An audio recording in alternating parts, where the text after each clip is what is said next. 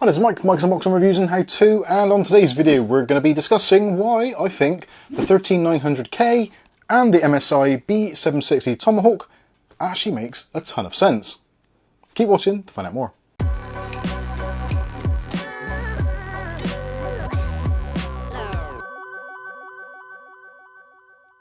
Okay, so in today's video we're going to take a look at the MSI B760 Tomahawk WiFi DDR4 edition. This is a board which I purchased a little while back to go with my 13500 processor. And for those of you that watched the unboxing video, you'll probably remember that I actually mentioned in the video that this board would be suitable for anything up to and including the Intel i9 13900K, which at the time I thought, well, yeah, it's a pretty decent VRM structure on here. It should be absolutely fine, but I had no actual way of validating that. So into the rescue comes MSI, and they actually said, would you like to use a 13900K for some testing on the B760 chipset, just so we can have a little bit more content on this board and basically see how well it does. Now, obviously, never being one to look a gift horse in the mouth, it was an excellent opportunity. So that is why this video has come to pass. Now, at first, I was kind of thinking it's a £600 processor with a relatively modest board in terms of pricing. This is currently retailing for somewhere in the region of about £220 here in the UK. And it just seemed like a little bit of a weird thing with a K unlocked processor to be paired with a locked motherboard. But as you'll see as we go through the video, it actually makes a ton of sense. And let me explain why. So one of the first reasons why is cooling. Now, obviously because the B760 chipset is locked for multiplier enhancements or overclocking, that doesn't mean you can actually tweak with the settings. Now, the MSI B760 motherboard actually has a ton of features and options to allow you to tweak voltages, settings, undervolting, all those kind of good things that you would expect on the higher end boards, such as the 790 series, but you can still do that. The only thing you can't do is multiplier overclocking, which actually for this type of processor, the 13900K and KS, is something you probably don't actually need to do anyway, because, well, it's a ridiculously fast processor to begin with. In fact, most people, I think, will probably end up buying one and then tuning it to their preference in terms of power usage, noise levels, etc. And I've got it to a point now where I've actually undervolted it by 50 millivolts and also set a power target as well. So we're now limited to 85 degrees Celsius, although sometimes I do change it to 90 just to give it a little bit more wiggle room. But it actually runs really well, and I've actually had it running on this particular cooler. This is the Nafis F240 ARGB, which is basically just a 240mm AIO cooler. Now, when you watch the reviews come out for the 13900K, you'd have probably seen temperatures in excess of 100 degrees Celsius on relatively impressive cooling, but it doesn't have to be that way. With this particular motherboard, it does handle an absolute ton of current going through that processor, but you can get away with using something as modest as this.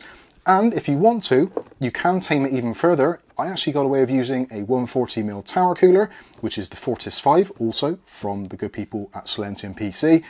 And it actually runs really, really well. Doesn't overheat, although you will have to take into account some of the settings in the BIOS. So let's take a look at some of those settings now so I can explain what I've done. So looking in the BIOS, you can see here, we've basically got a really simple setting, and you just choose whichever cooler you've got on your system. Now, most people will be really tempted here to just unleash all of the power limits and just go with the AIO cooler or water cooling option at the bottom there, which can basically let the processor essentially cook itself, which is something you don't actually want and don't actually need. Now, for me personally, I actually quite often like setting this to just the standard box cooler, which sets in place some serious limitations of around about 250 watts of the TDP. Although, having said that, in Cinebench, it will still pump out somewhere in the region of about 280 watts.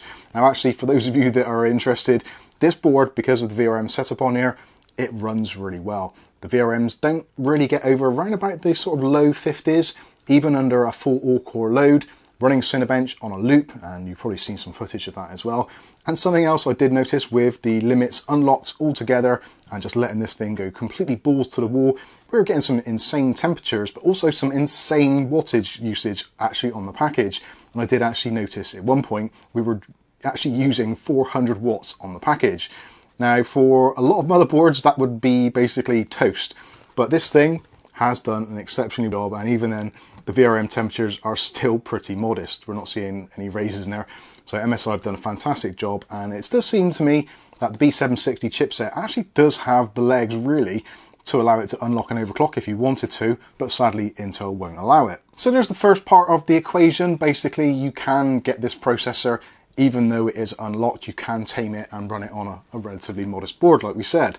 And because it's a relatively modest board at £220 here at the time of filming, that means you can save some money. So if you went with the 13900K and decided you wanted a Z790 chipset board for a very similar type of board, the Tomahawk 790, you'd be looking at £320. Yes, that is an exactly £100 difference between the two, just for the unlocked chipset.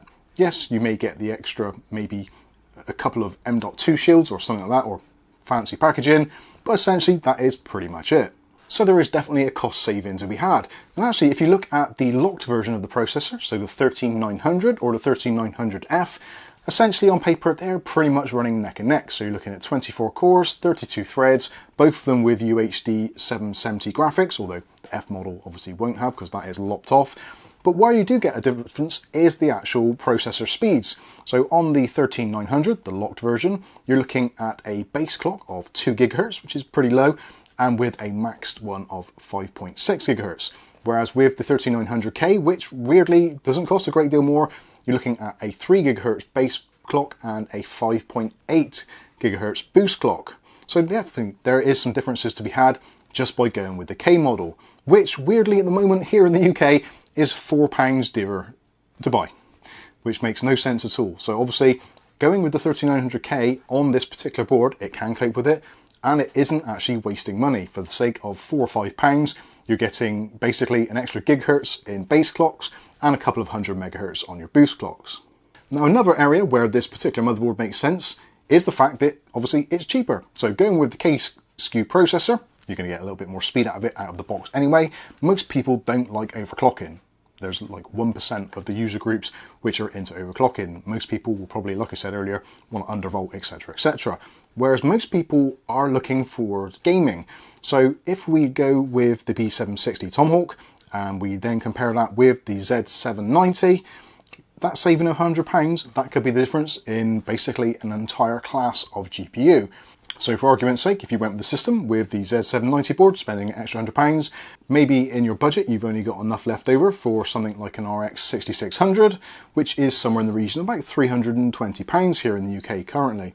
Whereas obviously if you went the other way and saved your £100 on the B760 Tomahawk, you then got an extra £100, then you could afford something like the 6700 XT, which is obviously an incredible jump in performance in terms of graphics cards. And being that a lot of people out there are going to be gamers, I think personally it makes a ton of sense to actually save some money. Now, when you're saving the money, you don't really get anything locked off. As we stated earlier, it's kind of still tunable. You can do what you want with it.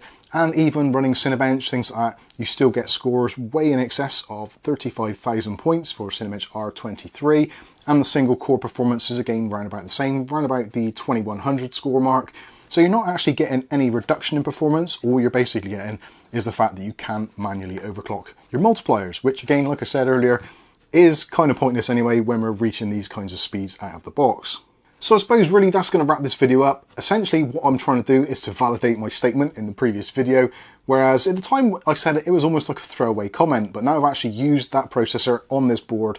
It's absolutely fantastic, and I should also say a massive shout out to MSI and Intel for the use of the processor for this video, and in things like video editing it's been absolutely stellar, and obviously the things that we all like to do when we're on a bit of downtime, such as gaming, absolutely brilliant. And in fact, because we've got all these extra cores and threads on here and it is such a magnificent processor, I didn't even have to get my capture card out to record any footage. I just recorded it in either the AMD software or just had OBS running as well as the game.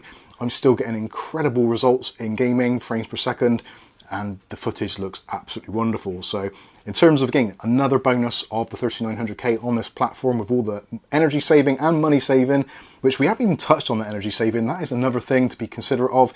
This thing idles ridiculously low.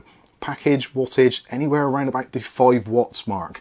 Now, even when I was doing recordings earlier, just on the desktop, around about 11 to 15 watts of peak usage on the package with the 11900K. It really does sip power.